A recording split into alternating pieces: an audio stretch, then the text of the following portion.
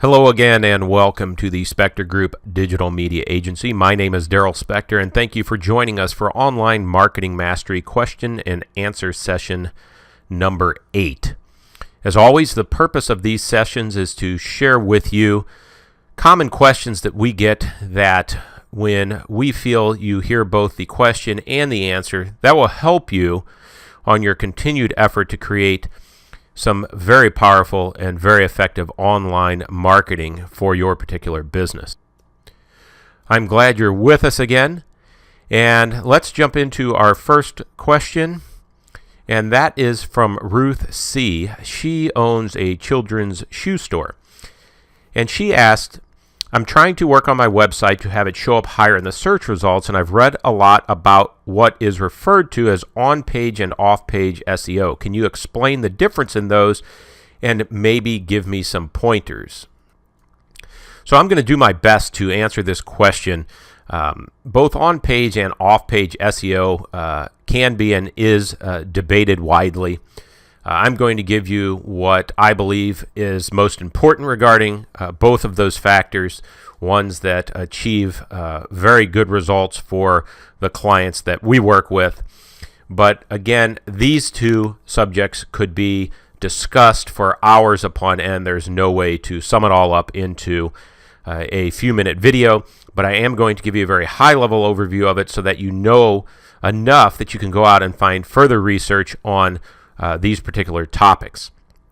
Now, I refer to on-page and off-page SEO. Both, by the way, are extremely important into regarding your search engine optimization campaign, but you have to remember that one will not necessarily work without the other. So they're both very important. I refer to the on-page SEO as sort of like a vehicle that you're building. So think of search engine optimization as a race that you are about to enter, a car race. And there's two components to that. The first one is you have to build your car, okay? And let's consider that to be your on page.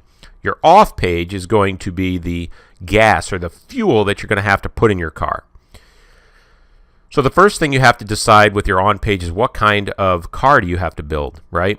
So if all of the competitors in this race are driving, let's just say they're driving a Chevy Malibu, okay? Then you might be able to go out and build a Corvette and win the race, okay, for your on page. But if all of your competitors are driving Corvettes, you might then have to go out and build a Lamborghini. There's a significant difference between those two cars, both in terms of cost and related to SEO in terms of the effort it's going to take, the resources it's going to take, and again, cost involving getting your site to rank where you want it to. So again, your on page, think of it as building your car. Okay, and again, the more difficult the competition, the more competitive the industry, the bigger investment you're going to need to make into your campaign. Now, think of off-page factors as the gas or the fuel that you're going to need in order to drive that car. All right. And so even the best built cars will not run properly, or at least to their maximum potential, without the right type of fuel in them. Just as a poorly built car will not run properly, even if you give it the best fuel possible. So again, hopefully you can see how both of those things go together, both on-page and off-page. So let's talk specifically about the on-page factors. Again, I'm going to give you a very high-level overview. Should be enough information that you can go out and then do some further research on the best way to implement these on-page factors.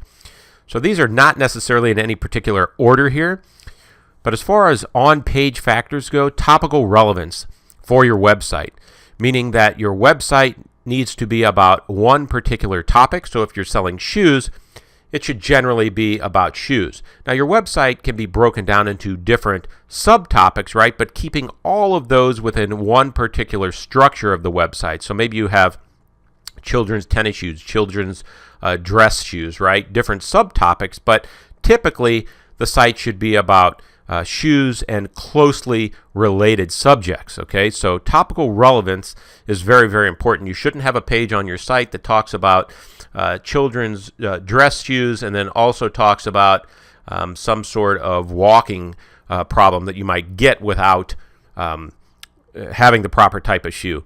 Now, in that example, a great topic would be having an issue with your feet if you're not wearing the right type of shoe, but that would be more of a supporting topic to your particular main topic, in this case, children's shoes, right? So you need to have a lot of supporting pages for your main topics, and that was just one example.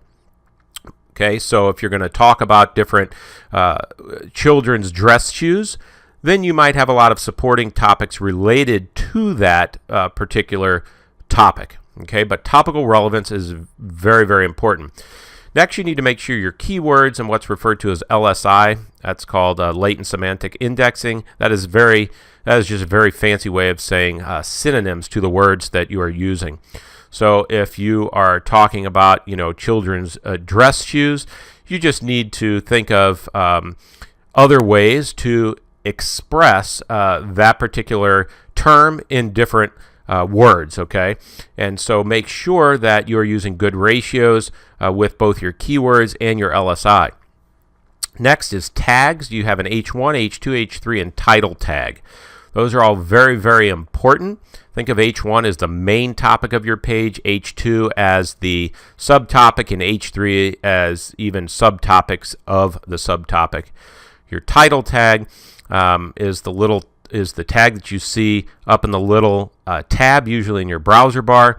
It's very important that the information in there is correct as it relates to your site. Meta description is important. That is the description that shows up in the search results. That is another on-page factor. Sort of varies off of it a little bit, but I lumped it into on-page. Internal linking of your site is very important. Linking all related pages to one another using the proper anchor text. Anchor text is just the words that you're going to link out from on those particular web pages. So again, if you're talking about children's shoes, everything that is related on your website to children's shoes should be internally linked to one another. This is also often referred to as a silo. So if you're looking up more information, you may want to look up the term silo for internal linking on your website. Next is alt tags. Those are ways to tag your pictures so that when the Google crawler comes about and crawls your site, they actually can figure out what your picture is about, because as of right now, they cannot read pictures. So the alt tag helps them figure out what the picture is. The picture should be relative to what your site is about, again, helping with topical relevance. Geotags, if you work in a specific area or have different locations, then the pictures that you put on that page, you should try and geotag them. Again, you can look that up, but geotagging is another helpful on-page factor. Schema, or what is referred to as JSON LD, is also a very important on-page factor that can help you. Again, you can look that up as well. That's just some code that helps the website, or helps the crawlers understand what your website is about. We talk about tags and categories. That's if you're using WordPress. There are certain ways that you should have your tags and categories set up on WordPress so you do not end up with duplicate content on your site. The URL structure of your site is a very big on-page factor. That should be search engine optimization friendly and be set up based upon the different topics that you are wanting to talk about on your site. Now, I know I did not go very deep into all of these. That's not the purpose of this particular video. But what I have listed here are all what I believe to be very significant on-page factors that can really help you get an advantage over someone else in your same space that you might be competing against online. Okay, and maybe we'll break down some videos in the future about these specifics. But as of right now, these are the things that you can go out and find more information on that will really give you a boost and an advantage. Off-page factors, there aren't quite as many. I believe the biggest component to off-page factors are links. And when I say links, I'm talking about the quality of the links, the rate at which you get the links, the topical relevance of the links. That's what I mean by relevance. Below this are the links relevant to your site, and the sites that the links are coming from. Those are all very, very important factors, what I believe probably is one of the most important factors still in OffPage that will really get your website moving in the search results. Relevance I kind of hit on, meaning are the links you're getting relevant to your site. Another OffPage factor is traffic. How much traffic is your site getting?